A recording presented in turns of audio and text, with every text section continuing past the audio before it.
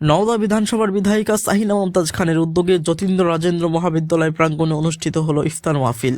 অনুষ্ঠানে উপস্থিত ছিলেন বহরমপুর লোকসভা কেন্দ্রের সাংসদ ইউসুফ পাঠান সহ স্থানীয় ব্যক্তিবর্গরা। রমজানের পবিত্রতা ও সম্প্রীতির বার্তা তুলে ধরে দোয়া ও মোনাজাতের মধ্য দিয়ে ইফতার সম্পন্ন হয়।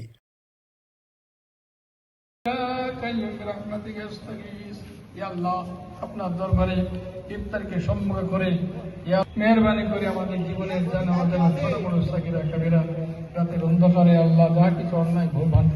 দেখুন, আমাদের মাহে রমজান মাস, আমরা আজকে নওদা বিধানসভা তৃণমূল কংগ্রেসের উদ্যোগে আমতলা যতীন্দ্র রাজেন্দ্র মহাবিদ্যালয়ে আমরা প্রায় 1200 থেকে 1500 লোকের আমরা অ্যারেঞ্জমেন্ট করেছিলাম।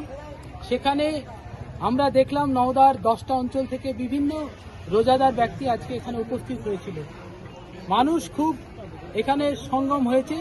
আমরা এখানে পেয়েছি বহরমপুর লোকসভা সাংসদ মাননীয় ইউসুফ পাঠানজি, তাকেও আমরা এই ইফতার পার্টিতে পেয়েছি, উপস্থিত হয়েছে। যার প্রচেষ্টায়, যার উদ্যোগে আজকের এই মাহফিল ইফতারের আয়োজন করেছি নওদা বিধানসভার বিধায়িকা সম্মানীয় শাহিনা মমতাজ খান, উনি এখানে উপস্থিত আছে। তার প্রচেষ্টায়, তার উদ্যোগে আমরা আজকে নওদা ব্লকে প্রতি বছরের ন্যায় এবছরও আমরা ইফতার পার্টি দিলাম।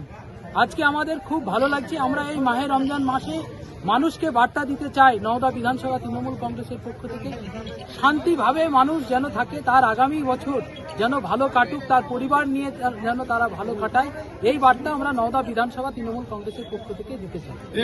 আমি নওদা ব্লকের ভাইস প্রেসিডেন্ট সঞ্জয় কুমার হালদার। আজকের